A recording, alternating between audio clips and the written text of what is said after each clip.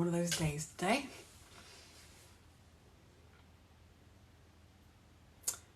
But you know, can you hear me okay? So, I did a TikTok today about, I think it was the saying there, what is one thing that 2022 that people should know, or something like that. And I said that people should know that autism is not a disorder. There's quite a few comments of people saying that it's ableist, and I think it might be useful to look up what the term ableist means, because me saying that autism is not a disorder is not ableist. It's actually identifying autism as a neurological difference, and that is fact. So, I have just finished my second year masters in autism. I have one more year. So the second year I've passed, and so that's classed as a postgraduate diploma in autism. That doesn't mean I know everything about it, and even if I had a PhD, it doesn't mean I know everything about it, because there is no definitive definition of the term autism. And the reason for that is because all people, regardless of what neurotype you are different and unique. And I have quite frankly had enough of people telling me that I'm ableist and I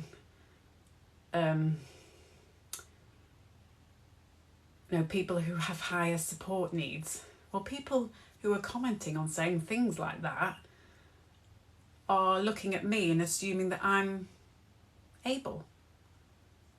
I honestly just don't understand it, and I feel really tired and fed up of having to fight against ignorance and fight against those people, part of our community, and also having to fight. You know, if your child is autistic and they see posters saying autism spectrum disorder, then are they looking at themselves going, so am I disordered? And those people who are not autistic are not. Is that the message that we're sending? You know, do you want young autistic people to grow up believing that their differences are valid and equal? Because I strongly believe that is the problem with society today, is that the balance is out. The PNT is predominant because it's assumed that way is correct, and it's assumed that to be autistic is not correct. But then people are saying, oh well, it's because of being autistic, then higher support needs and blah blah blah. I'm like, but PNT people have high support needs. It's not exclusive to being autistic. So how can me saying that autism is not a disorder mean anything that's linked to support needs? Because it's almost like they're saying to be autistic you have to be X, Y and Z. Well, no, you don't. The criteria that was created to give to doctors to say yes you are or no you're not autistic, that criteria was created using traumatized autistic people in environments that didn't meet need, and so because of that they malfunctioned. And that's what they're looking for when they're assessing, is the malfunctioning. How is that even okay? How is that even acceptable? And that for some reason people seem to think that, oh well, you're not autistic if you're not doing this. Oh my goodness. If I have to spend the rest of my life justifying why I struggle, then that just makes me want to just tell everybody to foxtrot Oscar. I do not want that. I want equality. I want people to feel that their individual unique needs are met. I don't want someone telling me, oh, we've worked with autistic people before, we know what we're doing. What really? You've worked with me before, or my son, or my friend, or whatever. Are you just going to treat them the same because you've worked with autistic people? No, you wouldn't be allowed to say that if you were talking about a particular race or a particular religion. You'd be boom, like that. You know, why do people think you can say it about being autistic? Oh my gosh! Anyway, rant over. Whew. Yeah, just like, ugh. And they say autistic people are rigid in their thinking. I think not. I think all humans have the potential to have rigid thinking. I think fear is what drives rigid thinking, not what neurotype you are. Because I know that the more anxious I feel, the more resistant I become to anything. The more relaxed I am, the more flexible I am. Well, that's the same for all humans. And I think it's the same for animals. I don't know. Anyway, I'm just going to read the comments. Sorry. I haven't seen you here a while. No, I've not been in here for a while. Absolutely not. Thank you. Thank you for sharing. Oh, thank you for the congratulations. I totally agree. Less rigid than American Republicans. Oh, I don't know. I'm not very good on politics. I'm sorry. I want to learn sign language. Any advice? Deaf people. Seek out deaf people. And go in with the mindset of you're not looking to rescue anybody. You're just looking to connect. Because when you learn sign language and you become like fluent, and that's a real, lovely, I think it's a marvellous thing. So, yeah, but I just definitely say that mixing with the deaf community is definitely the way. And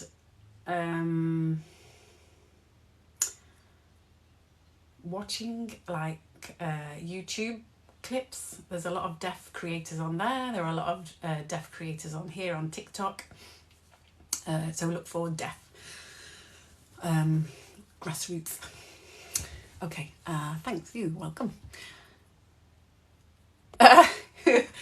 Yeah, actually, learning to sign helped me access the English language, because when I was younger, I didn't really understand a lot of the English language, and reading was like, I could like look at the words and say what they were, which is why I was missed. But I didn't understand them all together. So on their own, I knew what the words were, but all together it doesn't mean anything because I think in pictures. Now, a lot of deaf people think in pictures, so sign language for me was just perfect because I think in pictures. But the problem I have is because I get anxious, I struggle to articulate myself. So thinking in pictures and using sign language just seems to work really well. Yeah.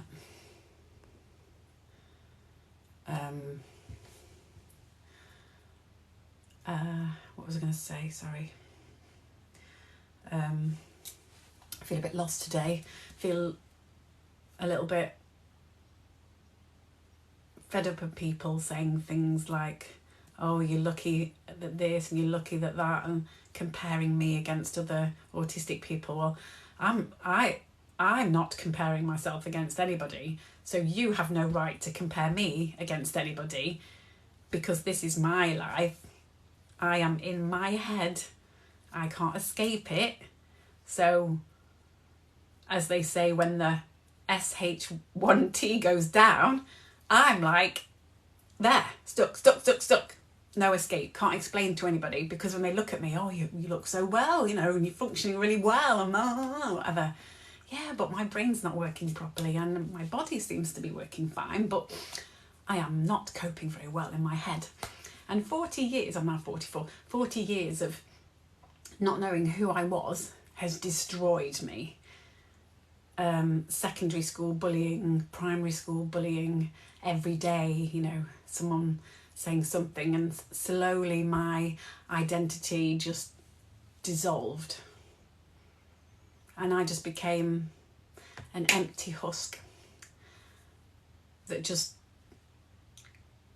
took on the personality and behaviours of those around me to try and fit in, to save myself from unwanted attention.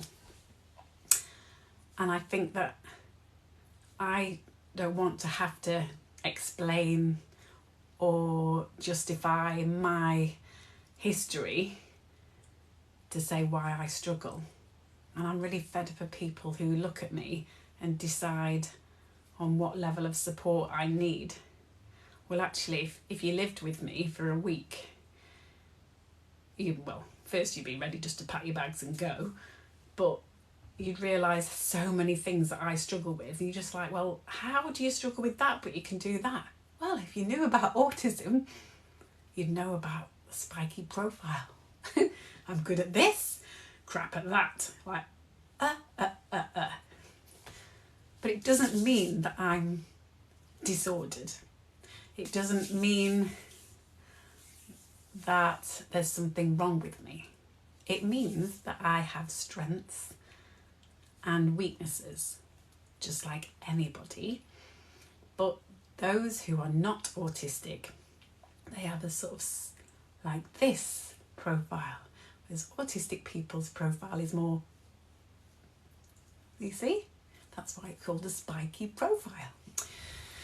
I am located in England, Derby. Yeah, so right in the centre of England. Like proper landlocked. You know, we go and see water, it's like, oh, wow. Oh, so excited. Run. Yeah.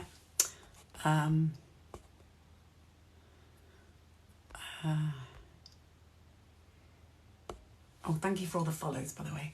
My main struggle was putting math on paper. I could do it in my head, but lost it if I tried to transfer. Yes, that's how I think I have number anxiety. And I think I don't think I'm time blind. I just think that my concept of time is different. That the way that I see and experience time is different. Again, just explaining it as a difference, not a deficit, you know. I'm just so fed up of this labelling of being deficit. I mean, I don't mind being called disabled because everybody experiences disability. When you're poorly for a day, you are disabled because you're not able to do the things that you usually do. There'll be some people who are disabled who were born that way and so don't know any different, and that is what they know. And then there are other people who are born not disabled and then maybe experience a horrific accident and become and acquire a disability. And maybe they want to go back to the life they had before, but it doesn't mean that they're being negative about being disabled. It means that they miss and are grieving the life that they had before. And these are the things that people need to think about before they start blah, blah, blahing about accusing people of being ableist and, oh, you're like dirtying the word disability. No, people have a right to their opinion and they can choose what they want to call themselves. You know, I just feel really strongly about people being able to identify whatever they want to identify as. And I think being autistic should be a self-identity thing, and being ADHD should be a self-identity thing, because I identify as being Autistic-ADHD because I experience not only the struggles of being autistic but the struggles of ADHD, but I also experience the positives of being autistic and the positives of ADHD. If I focus only on the negatives of both, and I just strongly believe that life owes me nothing, and I can just try and make the best of what I've got, or I can waste my life complaining about what I don't have, complaining about what I feel I have a right to, blah, blah, blah, blah, blah. No, I just want to just get along and have people accept me for who I am and accept that I have unique differences. I was born and I will die, as will everybody else. We are all on the same route. No, it's a journey, not a destination. Life. And it's just generally feeling like, does anybody think that we get to go back and do this again, or that there's a sequel? No.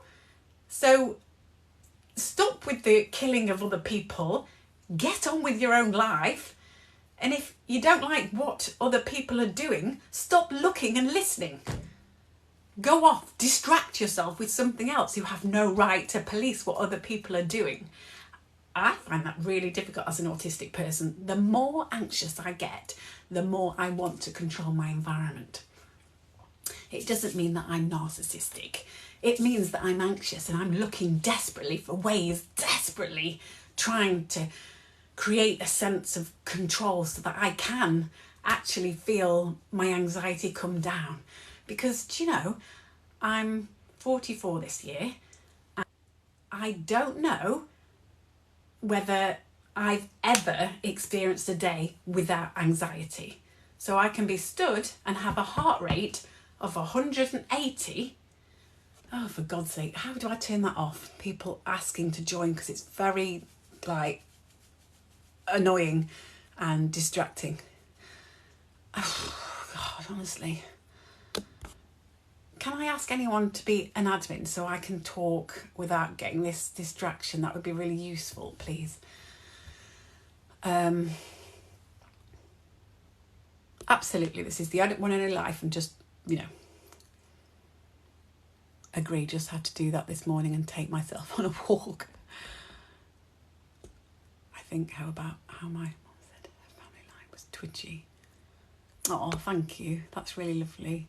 Thank you for the positive feedback, because I do feel quite down, when I read things and people are like, and I know that people are not going to agree with me all the time, and that's okay, because I can't expect people to agree with me, and to go out with that expectation of everybody agreeing with me means I'm setting myself up for disappointment, because I just feel that, I am responsible for my feelings and how I express them. So yeah.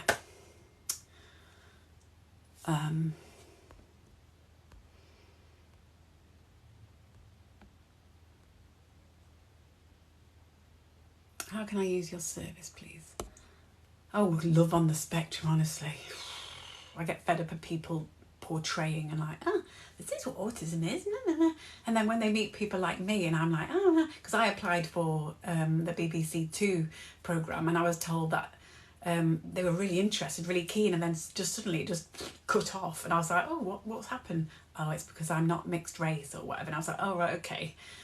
I just feel like, for me, I don't want to earn any money. I don't want to achieve fame and fortune.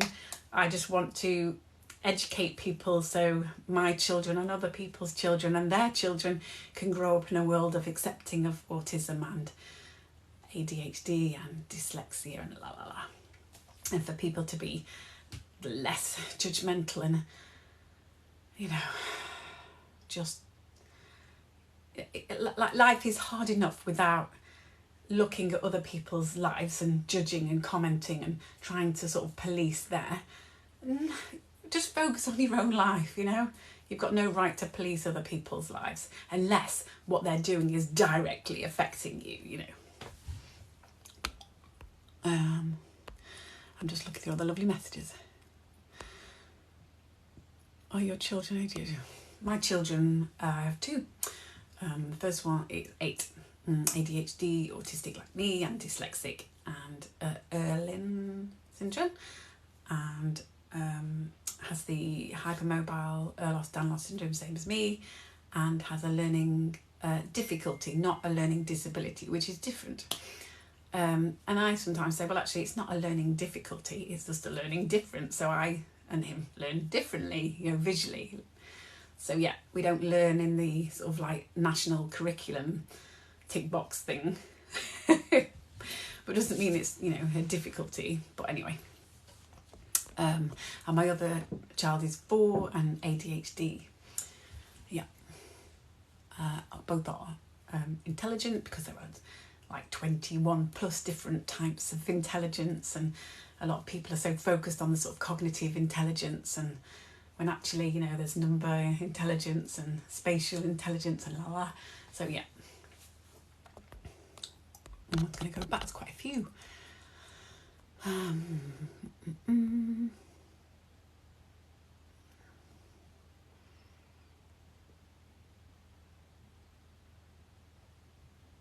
The love on the spectrum thing, I just thought it was really patronising. I mean, I saw a TikTok which just said it perfectly. By watching that, would it make you want to sort of date and go out, have a relationship with an autistic person? And the response was, no. I mean, we don't want to be selling people, but, we don't want to be like giving people, like, I just feel like constantly having to sweep up the crap that's broadcast about autism and ADHD and what it is and what it isn't. It's like there is no definitive definition of autism, because each of us are unique individuals. I mean, how many different things affect how a person behaves? Your environment, the people that you grow up with, how your parents bring you up, the location that you live, your financial, the social aspect, so many different things. So how can you say there's a specific definitive definition of autism? It's impossible. And anyone who thinks that comparing people and saying, oh, well, they have higher support needs. Well, I have high support needs, but I don't look like I do. But that's a problem. That is an obstacle. That is a disability that I don't have. That is the difficulty of the person looking at me, judging me based on what I look like. Well, I've got 40 years of masking. I'm so good at masking that I almost died because the medical people had no idea that I was poorly. I'd got blood poisoning. But because I was like, even though inside I'm going, oh my gosh, I feel so ill. But because I've had like ridiculous amounts of trauma and I'm just mask. I don't know how to not do that anymore. I mean, knowing who I am and not having a diagnosis, it's a discovery, which is, let me just think, Jodie Smitten. She's an excellent autism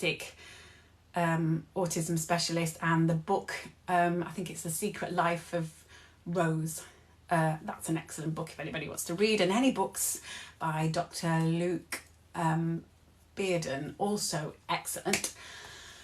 And they are the people who will explain to you about the different things linked to autism that are not, I can't say it's fact, but are healthy, positive, balanced and informative and exactly how you would want it. I mean, who wants to have to choose a book that's saying, oh, doom and gloom and oh, there's no hope for your child who's autistic and oh, poor them. Oh my gosh. Like self-fulfilling prophecy. Let's just get rid of that and look for books written by autistic people who have a good, positive command of the subject of autism, who can share positive experiences of being autistic and explain why they've experienced negative things and explain why they struggle with things to help the non-autistic community understand, so we can empathise, because it's not the autistic people who struggle to empathise. Everybody struggles to empathise. Non-autistic people struggle to empathise, which is why when we are socialising there's so much difficulty, because there's like a drop You know, you can be communicating between a non-autistic person and an autistic person, and it's just like drops down this big gap information, and then before you know it, it's like, okay, awkward, off. Why is it assumed that it's the autistic person's fault? Again, you know, the connection with the disorder. No! Just go! Ugh. Anyway, yes, so put my hair down, I'm getting a headache. Okay, I'm just going to read the comments again. Enjoyed what you were live, thank you. Very good, this would help because I want my son to love his life. Absolutely, that's such a perfect thing to say. Handsome woman 0806. And I mean, I'm sure there's plenty of research that could be done to show like the lives of people like me who grew up not knowing who they were and then why they were different and just like rejected constantly, and it was just assumed that there was something wrong with me, and therefore I grew up believing that I was broken and a horrible person because I'm lovely and la la la la, and then if things get too much I'm like meltdown, and it's like a polar opposite person, and the amount of relationships and friendships that have just completely dissolved because people just assume that there's something wrong with me and never sort of think, well, maybe it was the environment that was affecting them. It always seems to be blamed on the person. And I'm just like, oh, how short-sighted. But at first I was like, oh, I'm really upset they don't like me. And like now I'm like, no, I'm not bothered. I've like got this natural filter that sorts out the people who understand and accept me, who just stay. And I don't have to work hard or mask or pretend to be somebody I'm not to appease them. I don't want that. I don't want that anymore. I've wasted 40 years of my life pretending to be somebody I'm not to try and avoid unwanted attention. I don't want to do that anymore. I don't feel I should have to just carry on doing that because of upsetting other people. Oh, I'm sorry, but what other people think is none of my business. So yeah. I mean, I'm kind, I'm thoughtful, I don't behave in the same way as non-autistic people, and my social skills are great because of my social skills being autistic social skills. And those people who are not autistic, they have great non-autistic social skills. So the point of it is that autism should not be compared to anything. So an autistic person and a non-autistic person, don't compare, because like Dr. Luke Bearden says, you don't compare cats with dogs. So why would we compare non-autistic brains with autistic brains and then say, well, the criteria for this, they just don't succeed, Oh, flipping heck, turn off invites for this live video, decline. Yeah, so anyway,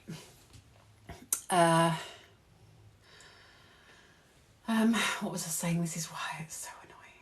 Okay, distracted. If anyone remembers what I'm saying, that'd be very much. Do you watch 90DF? You look like one of the cast members. No, what is 90DF? You were amazing, thank you very much. Cats and dogs. Yeah, how did you get your diagnosis? I got my discovery of autism because when I gave birth to another autistic person. Yes, I am the creator of autistic people, or not the, but one creator of autistic people. I've got a story related to that, story linked to that. I just raised him as an autistic person because, if you're autistic, then I wouldn't like that. Like, I'd dress him in clothes that only I would like. I didn't like force him into clothes that, was expected socially. So he was always in the same clothes that he went to bed in. And I would, that next night I'd change and have just a clean, like, onesie. Because it was comfortable. It reduced the amount of, sequencing, so helped my executive function, or the lack of. And Dr. Brandon. Bearden, yes. Yeah, Dr. Bearden, yes, said cats are not like dogs, absolutely.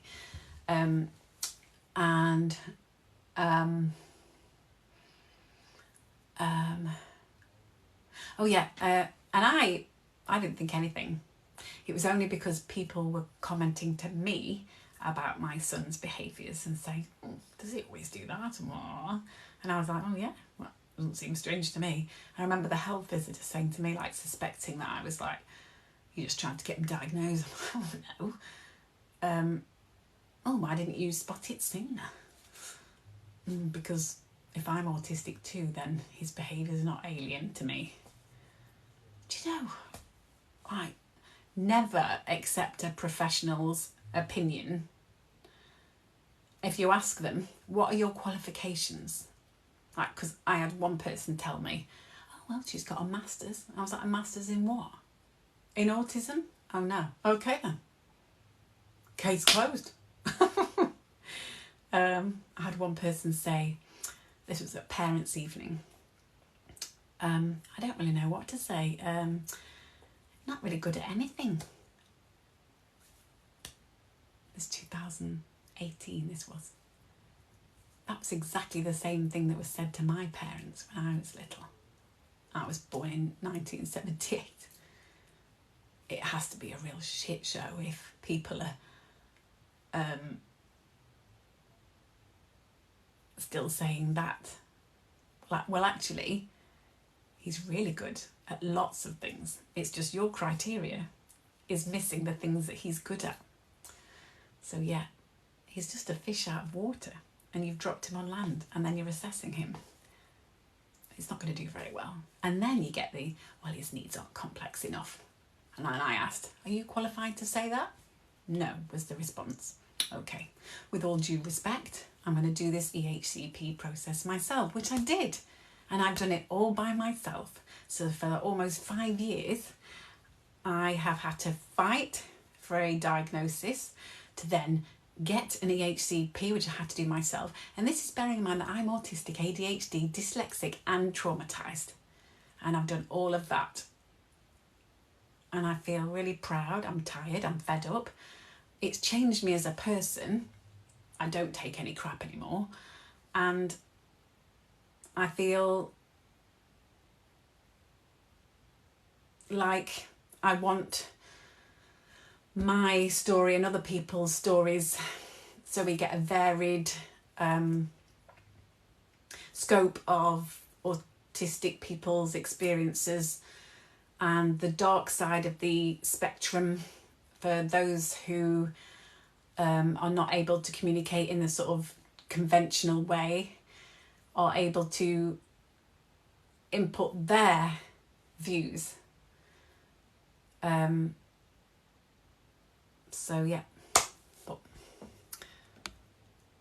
I'm struggling to get professionals to listen to me. Yeah, I would suggest, I don't know where you live, but here in the UK, now I've sort of gone through the process, because you go through this process not knowing anything, and then you're like, oh, okay, you learn this and that and that and other, and then you realise that if you go through the EHCP process here in the UK, and in the medical sector and in the health sector and the education sector, it's the same pattern, same structure, same response. Everything's just corrupt, like horrifically corrupt. The LEA are allowed to do illegal things and nothing is said, it's just ignored. Like, oh, we didn't see that. Oh my gosh. But they want to prosecute me for protecting my child from an environment that can't meet need and is harming him. And then I get people saying, oh, well, blah, blah, blah, blah, blah. I'm like, well, what are their qualifications? They don't want to say anything. Well, that's because they're not qualified. I like to say that. So shall we just, let's compare this to a medical setting, shall we? You need an operation on your brain and they send in a doctor who is, let's say, not even a surgeon, and say, yeah, well, this person will do. They'll be fine. Would you want? No, of course you wouldn't.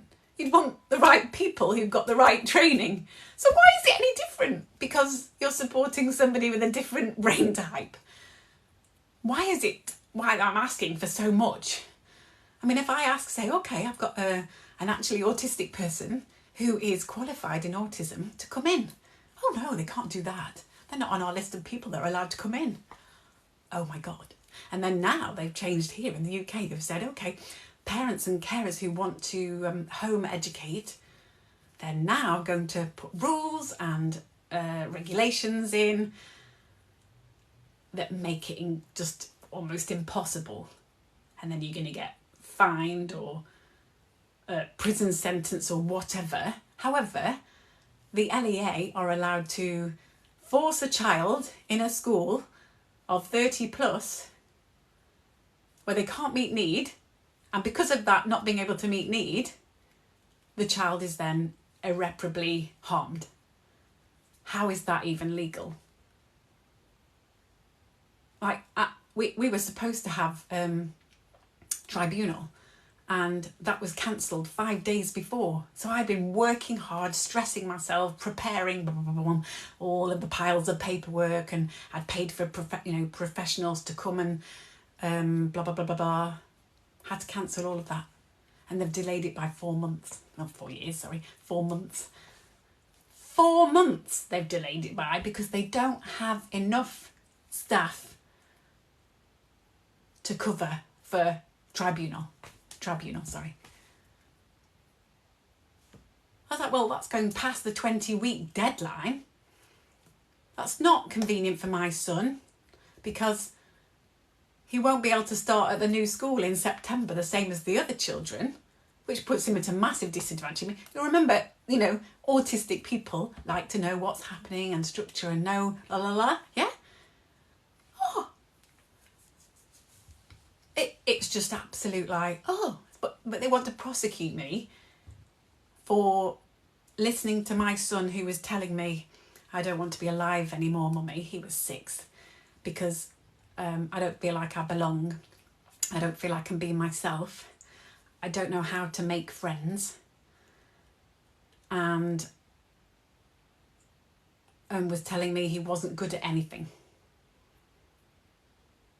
And this is not only happening to us, this is happening nationwide and probably in other countries too. And you can't escape it. Like, what level of merry hell is that? It's just rubbish, isn't it? I've got to the point now and I'm like, nothing surprises me. I've lowered my expectations so much to avoid disappointment, because I feel like the constant disappointment and the being let down is just soul destroying. Just take my soul out and just destroy it, and then no, I won't. So anyway, now I would be saying, sorry, you don't have to seek a diagnosis if you've got to wait a long time. I would seek, if I could do it again, would be asking for private OT, and an OT, occupational therapist, who's qualified in sensory integration level 3, and then also a speech and language therapist who is also qualified with plenty of experience of autism, and who is connected with the autistic community, the professionals, so autistic professionals. Because if you get a report that says they need this, and this, then the school have to do it. It doesn't matter if they have a diagnosis or not. Because when you get the diagnosis, it's not any golden ticket. You have no support. You get this diagnosis, well, that's it. Off on your own. See you, sweetheart. Yeah. I part home educate because me being a traumatised autistic ADHD, I need time to myself, and the setup they have at school is in a quiet environment and is outdoors. It's in the woodland, so they can't do that all the time. And he's allowed to go into the classroom and leave whenever he wants to, and I encourage him to be himself. and I say, you know, don't be bothered about what other people say and do and their facial expressions, because they have a right to be themselves. So do you. You have a right to be yourself. And if they don't like that, you can't control that, and it's none of your business. So if they have a problem, it's their problem.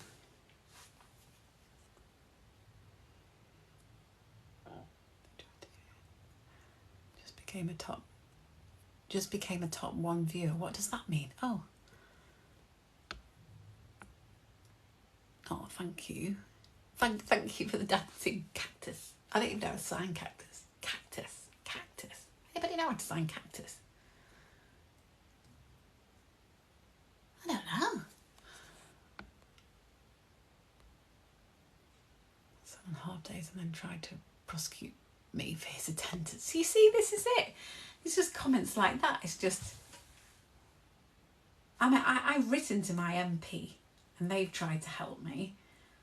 I've just got to the point now and I want to have a face-to-face meeting with whoever is in charge, not only me, but other parents and professionals who have a good command and experience of what is really happening, and say, sort it out. For me, it would be really easy. Apply the low arousal approach to all learners. They will all benefit from that. I don't know why they think, you know, a 200+ year old education system has to be forced upon somebody. It doesn't have to. We need to be more flexible. We need to be more encouraging of opening minds, not keeping them rigid, and trying to brainwash them to become worker bees, you know. Do your children sign? Yes, yeah, they sign a little bit. When you like using sign language when they're babies, they'll start using it, and then they go through a stage of like not using it, but I just carry on signing. And like now I've seen that they're getting back more interested in it and they're able to use it. And it's really useful, you know, in places if it's noisy or you're too far away, then I can sort of reassure my children and say, I love you. Are you okay? Do you want any food? Should we go home? We'll be going home soon. 5 minutes. You know, things like that. So, yes, not qualified. No time. Not enough money. I mean, how many teachers have to pay for their own like resources because they don't get enough funding? But then there are schools that get funding for EHCPs, and if your EHCP says, oh, you receive funding at this amount, but if the school has, say, 10 children, but the funding only covers 5, then they have to half and share that. And the school get to decide who that goes to. I'm like, oh, my son had been at school for 4 years, and it's only recently that the Senko, now gone, told me that they'd learnt something new, and I was absolutely aghast at, like, how can that be news?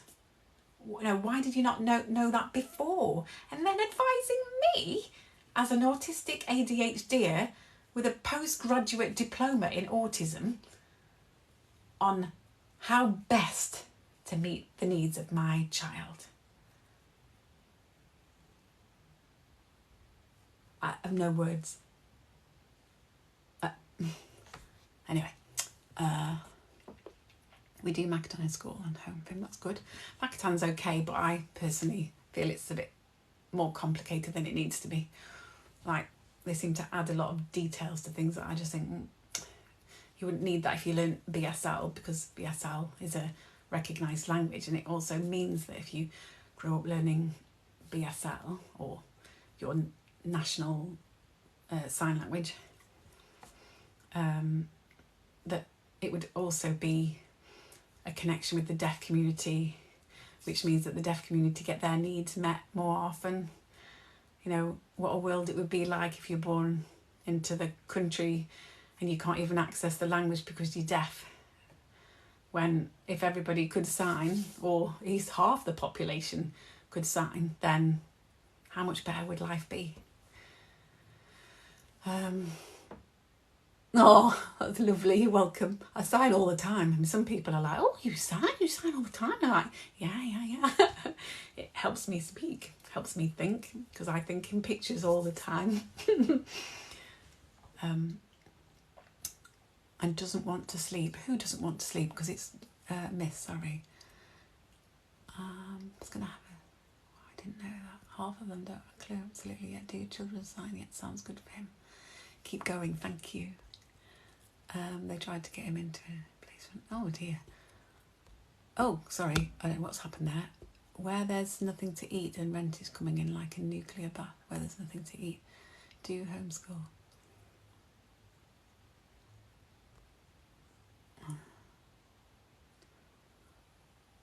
Oh great. How old is your son? Is it Sean? Have you got a sign name, Sean?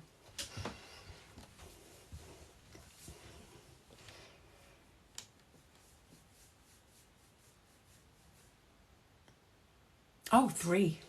Perfect. Yeah. I would definitely say visual signing, choices of 2, not asking direct questions, more of a sort of reverse psychology. And then it becomes a habit. It's not using it with everybody. What are you doing? Why are you asking me like that? I'm not a child. Sorry. It's just my new dialogue. I don't know any other way. Yeah.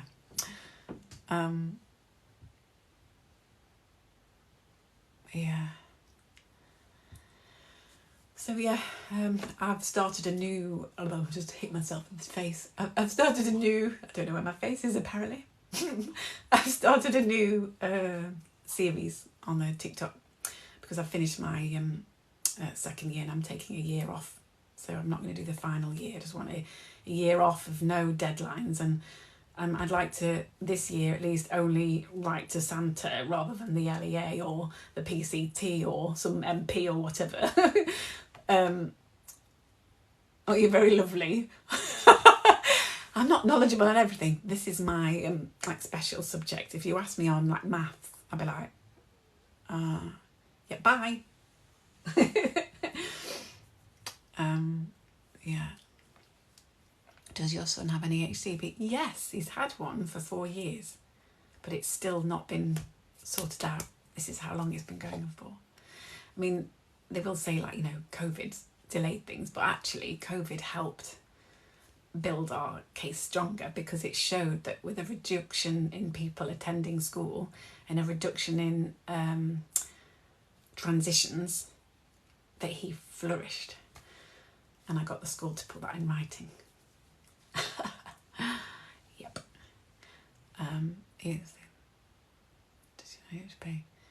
EHCP, yes, they can ignore it, but I seem to have this ability to piss people off to the point where they just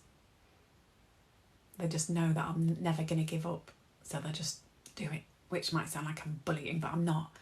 I'm fighting for the rights of my child to grow up without the horrific mental health issues that I have that disable me daily. Is next week, do you have any multi-agency team? Matt. Yeah, that's what, Matt.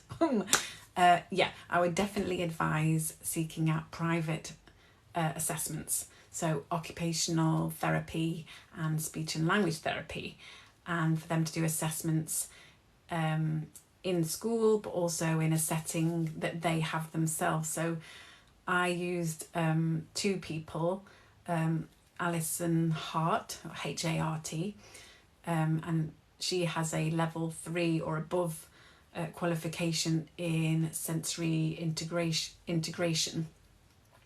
And the speech and language therapist is a consultant speech and language therapist, and that's Libby Hill. And both those ladies are knowledgeable and very good, like definitely worth the money. And once you have those reports that say the areas where they struggle, the areas that they need support in and how that can be done, because that's what the report will include, then the school have to do it. They have to. Whereas if you're just waiting for a diagnosis, when you get the diagnosis, that doesn't give you anything. So, yeah. If our children don't have us, they won't have anyone. Absolutely. I had the head tell me, we do have 30 other or 29 other children to think about. And I was like, yeah, I'm aware of that, but they are none of my business. I can't influence anything with them. I can only influence what happens with my child. And again, you know, the sort of face of like, people who, like, I've realised, you know, through this sort of journey of the EHCP and getting a diagnosis and blah, blah, blah, it steals away time from family. It steals away and it changes you. And it kind of, it removes the veil that you've had put on you, where you've been brought up to believe that this, and this, and this is standard, and it's not. And it's really, really sad and worrying. I mean, if actually not worrying, it's terrifying. I feel like, you know, it's just, there are just no words, you know. I just can't believe that people can go to work and maybe they don't realise what harm they're causing, but when you tell them what harm they're causing and they carry on, you're just sort of going, so what are you doing this job for? Oh, it's just earning a wage and pay your mortgage. But you earning your wage and paying your mortgage and you're just carrying on, oblivious, is harming my child. You know, you can earn money, and if you lose that money, you can earn it back. When you lose your time and you lose your mental health, you don't get that back. No amount of money would get you that back. Hi Rachel, I hope you're doing well. Oh, hiya Paul, you okay? I'm all right, thank you. I'm feeling a bit stressed and I thought I'd come on here to vent. And I thought that other people might be interested to know what I've been and why I've not been making many TikToks, because I've been fighting what feels like everything. In fact, when I'm playing on Minecraft, so Minecraft I think it is, I don't have any like zombies or anything. It's in like peaceful. It is survival because I like trying to earn things, but it's in peaceful because I can't cope with the anxiety that it brings, because I'm like, life is just anxiety provoking enough. I don't want, you know, any more.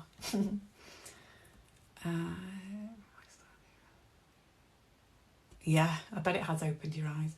Yeah, if they can like shove them through without any difficulties, it's fine. But then you think, well, it's like a sausage factory. And those who the school system meets need for succeed. And those who the school system is not made for don't do very well and are labelled difficult, naughty, all the rest of it, like harmful and wrong labels given to them by people who are not qualified and have no right to give those labels. But yeah, I mean, I was told when I took my son to school, I said, oh, we think he's autistic.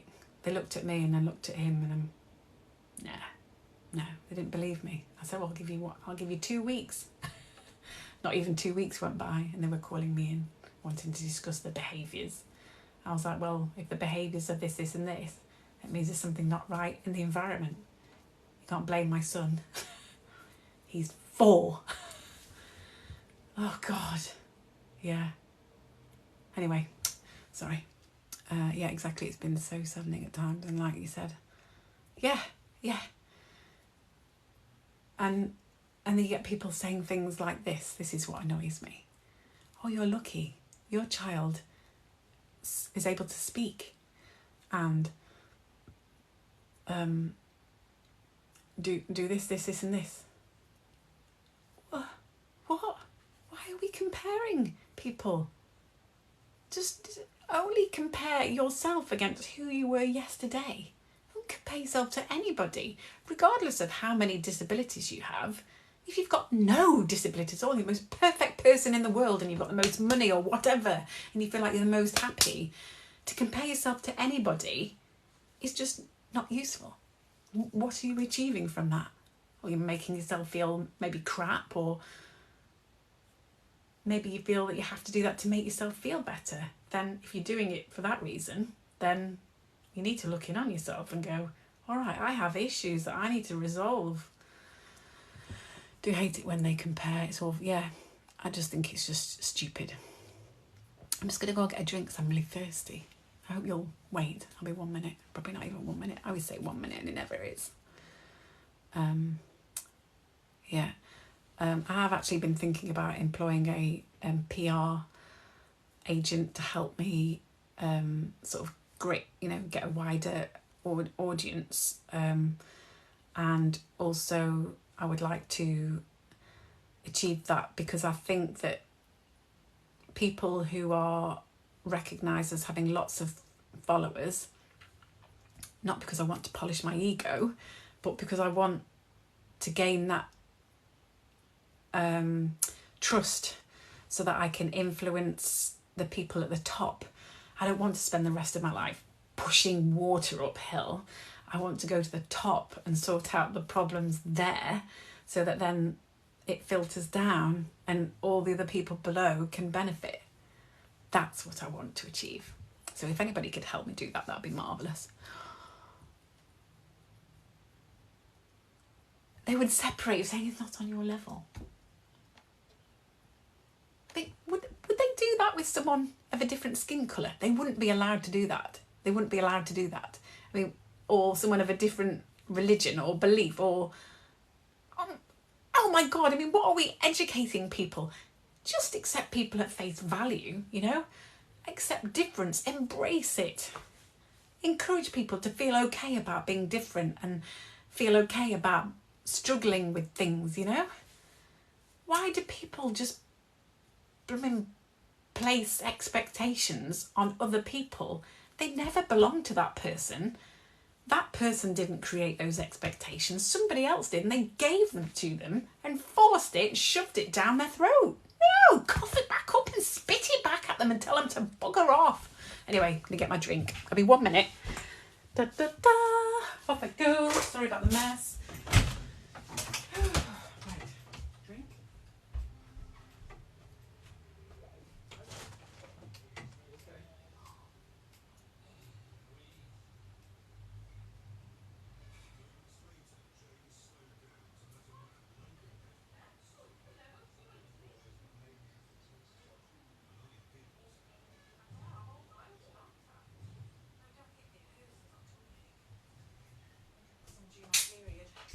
I hope it happens before we go.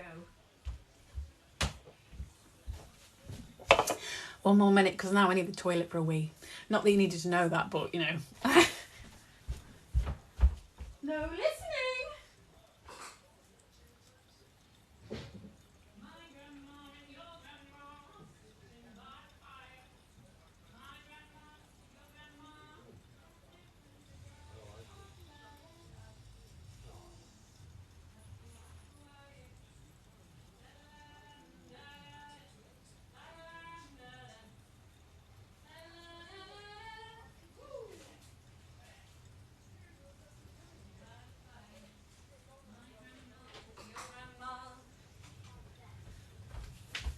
Right, here we go. Shut the door.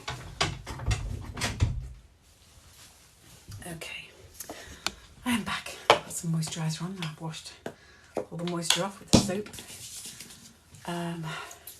Okay. Oh, lots of. Did you hear me singing? My grandma says your grandma. And these songs just pop in my head, and it's usually not the whole thing, just a snippet of it that goes round in a loop. Recently, it's been a Christmas song. Which one was that? And I created my own lyrics. Yeah. Yes, I am a Christmas cookie. La la la la la la la la la. Anyway, yeah.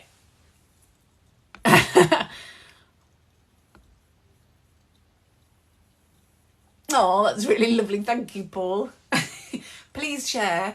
I don't want fame or fortune. I want to educate people. I want to improve the lives of people, because what's the point in experiencing trauma if you can't then use that background to help other people not experience that?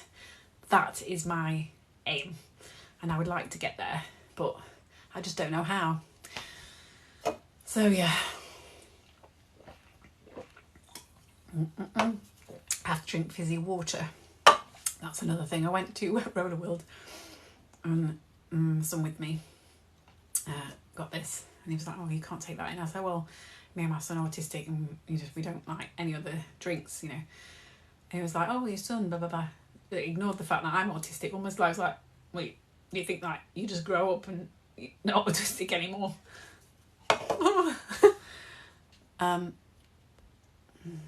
Say we're not a babysitting there. Gee, honestly, but the worst day I had was he got so excited for the school trip to Sant.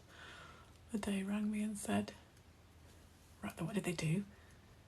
He couldn't go. They all left apparently. He wouldn't get on the bus but was crying when I got there. Oh my God. That's a terrible thing. It's almost like, oh, well, you're making life difficult for us, and we don't get paid for that, and I wasn't expecting that. Oh, God. He couldn't go. They all left proud. It's just terrible. Can you pick things up with your toes? Yes, I can. I can actually write using my feet and draw. Not that... Don't ask me how I discovered that. I was bored when I was little. There was no iPad when I grew up. I had a lot of time. Yeah.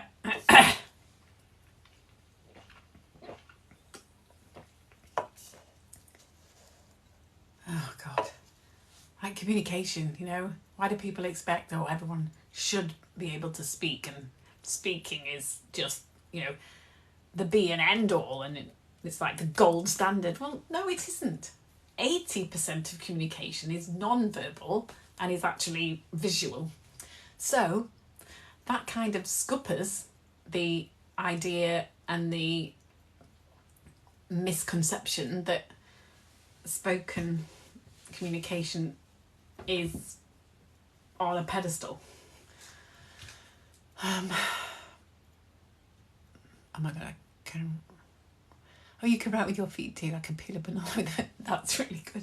I have realised since I've got older that I'm not quite as flexible. I mean, when I went to have the assessment for the hypermobile Ehlers-Danlos syndrome, he asked me about my feet, so I showed him. And he was like, because my foot, I think one of my clips shows, but my foot is like, I'm going to have it, if you stood up, it's like that, and it goes like that and almost back on itself. I think I'd have made a good ballet dancer, but I get called rude all the time simply because I don't sugarcoat things. Yes. Rude? You should say rude. Don't you mean direct? I love correcting people. My little teacher said she can't see any typical SD traits. Any typical? I mean, that's somebody, first of all, if we're going to use it in the medical model view, firstly, that person, that teacher is not qualified. Secondly, what?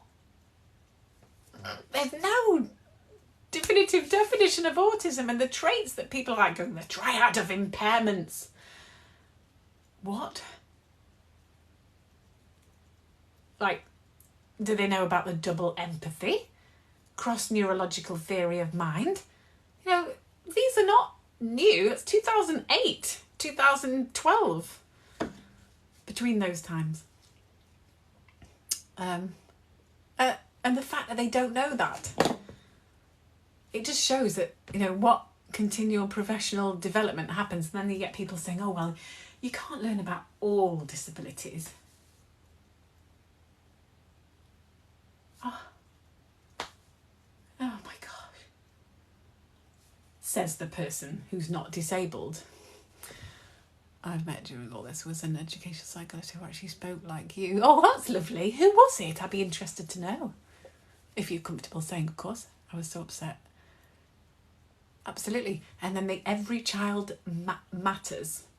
I always bring that up and go, I don't think that actually is being covered here, is it? And I don't think they expected me with the tribunal thing to say you'll actually be going past or over their 20-week deadline. They have to get it done within 20 weeks. And because they delayed it, it's gone up to like 12 weeks over. But still, the response was, no, we can't do anything. So yeah.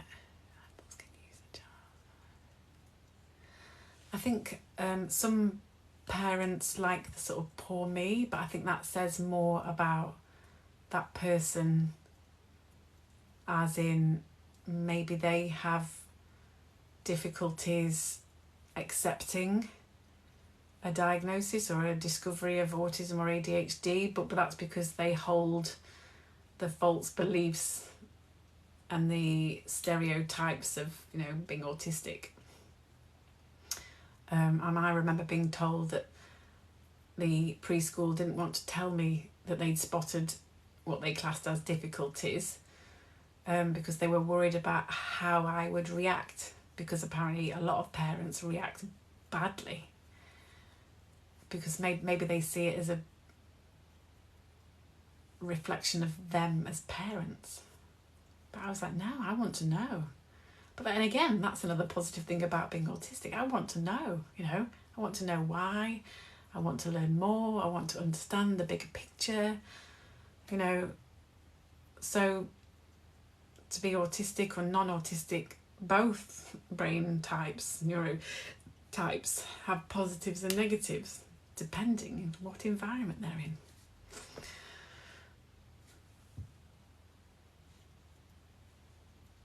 Absolutely, don't give up.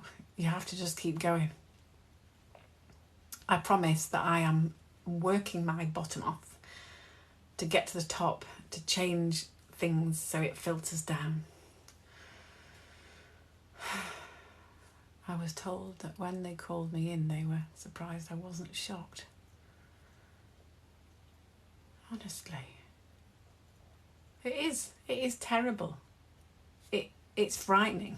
It's frightening because when I look on support groups on Facebook, the story is just the same. I mean, obviously not exactly the same. The details are different, but the structure, the pattern, it's just same. My child's nursery told me 5 years later when he was diagnosed, they knew. Oh my God. They probably did that because they wanted to feel that it was them that discovered it, because you get people that just want all the glory.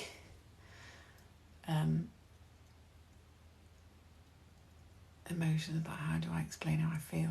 But why do you have to explain how you feel?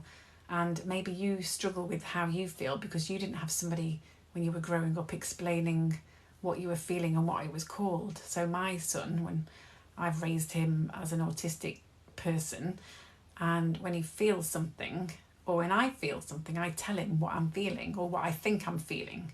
And I try to describe it visually. And he'll say, yeah, that's it. I say, oh, I think this is called blah, blah, blah. And that's how he's learning about his emotions and what they're called, so he can, attach words to them, so then he can describe it. And I don't know, happy, sad, scared, feels, yeah. Took 10 years to get my son's diagnosis. They'll say, absolutely, yeah. the system fails so many people. And I don't know. I would definitely recommend getting a speech and language and occupational therapy report done, because that will just have so much detail, but you have to make sure they have the right qualifications. I don't know how to do this, but I'll put it on the bio or something like that on what to look for. I need to research how to do that. I'm not very technology. I used to be, but not now. Sorry, drink.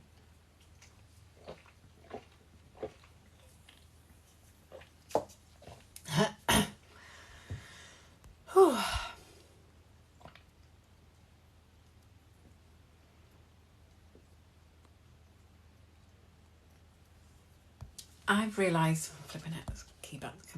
I've realised that I've done a lot of sort of looking in on myself, because I think autistic people generally are more sort of outwardly looking and not, you know, so now I'm aware of why I'm different, and I understand why, because of all the studying I've done and like watching clips on TikTok and listening to other people's experiences. It's helped me understand myself better, and I think that's like a reciprocal thing that's happened in our sort of community, and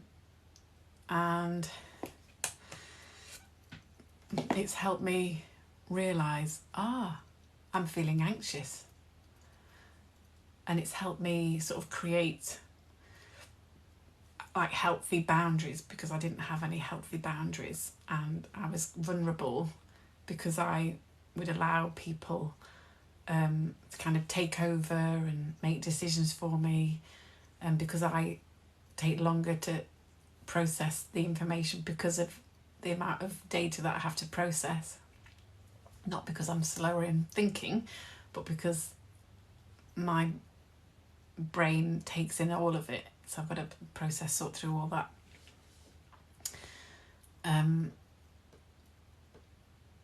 Then you kind of get people thinking that, oh well, you obviously need help, and they take over, and then I end up not being able to speak, not out of choice, but like circumstantial, situational mutism, and also that freezing thing where I can't move and I can't speak, and then people just assume that I'm not reacting or not taking responsibility, you know, just. But again, that's the problem of appearing so normal, whatever normal is, in my life. So no, an OT report, you'd have to look for somebody relatively local, because they have to visit the school, and you might need to go to the actual like setting that they have. So the person that I saw was Alison Hart, and she's based near Derby and has her own unit out in the countryside, so it's very calm and peaceful, lovely place. Has all the equipment there, it's very clean. She knows her stuff. She's got the relevant qualifications, so level 3+ in sensory integration, and from that you'll get a report, a detailed report, and it probably costs like £350. But if you claim DLA or disability living allowance, then you can use that money to pay for those things. You can also claim carers allowance, which means that you can pay for things like that, and you can apply for what's it called? I can't think, I'm really tired, sorry. I'll have a think. I need to create a list of things. But anyway, yeah, so I've just moved from Derby. Oh my life, small world.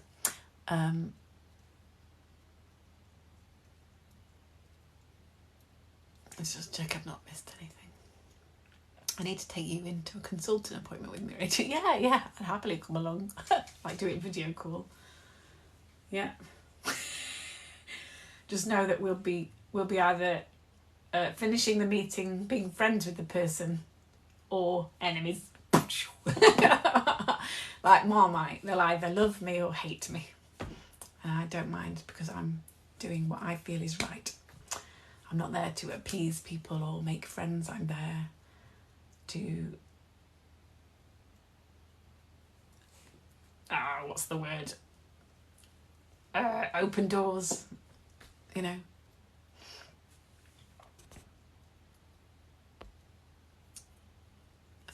CAMS have done a school episode, but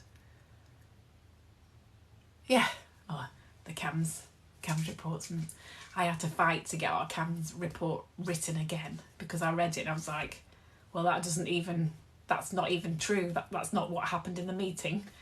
I think some double empathy and communication issues happened here, and I wrote them a detailed report to the things that I disagreed with and what I said, so corrected them. And I did the same with the PCT.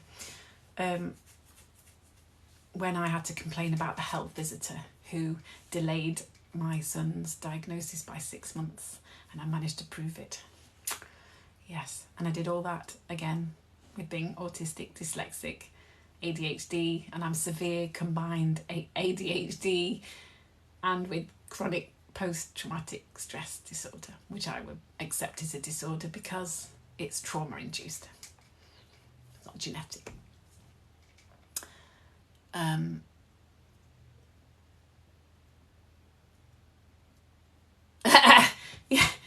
Well, first I'm sort of like, oh, hi, okay, and as soon as they like, I remember I went to a meeting, and it should have been the EHCP review, and what does that say? Oh, they keep putting things that's really distracting. And then they asked me to start the meeting, and I was like, what? I can't do that. I'm a parent here for the EHCP review. I think you should do it. So they started it. And then as soon as it started, I was just like, my brain just goes, as soon as one word is said that triggers the file to go whoop, boom, and then I just go boof, info dump, info, file, info dump, like this. And you sort of get to the end of it and you're like, so everybody's quiet. And the head of the LEA was there. I think one of the comments was, well, he needs to learn social skills and blah, blah, blah. I was like, excuse me, my son has excellent autistic social skills. His non-autistic social skills are likely better than his friends' autistic social skills. He doesn't have a problem, and I do not want him to be brainwashed into behaving like he's not autistic. Yeah, so yeah, I think I'm getting quite a name for myself, especially when I did that thing on TikTok where I did a clip about homework. Yeah, that went crazy. Human rights and homework and your legal blah, blah, blah. My daughter has mild CP and rare chromodeletion. Level 2. Yes, absolutely. Yeah. Yeah. And like things like that, you know, like internal differences, external differences are all factors that affect the way that somebody behaves. And, you know, all the other things I've said before about the environmental factors, your upbringing, you know, the experiences that you have. I mean, you know, like you could have 3 siblings in the same family and they're all brought up the same, but their experiences are never the same and they never become the same people. So why do people go, oh, well, they're autistic. I've worked with autistic people before. If I hear that ever again, I swear I'll have to bring out the big guns. Yeah. Are you doing sign language? I am, yes, I'm doing sign language, yes. I sign and speak and people ask me why and I say, well, because I can. And I think, well, if I have the privilege of being able to hear and I can just watch things and the sound is there. I mean, can you imagine what the hearing community would say if the television programmes were all the sound just taken off and you were subjected to watching the subtitles, which quite often are not very reliable, especially the live ones.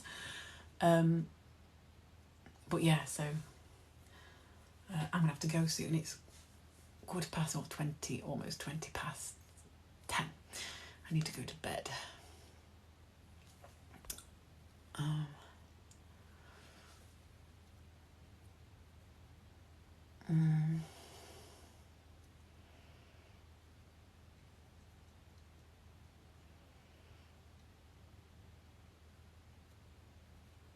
Does anybody want to ask me any questions before I go? If you're not thinking anything now, you can always message me.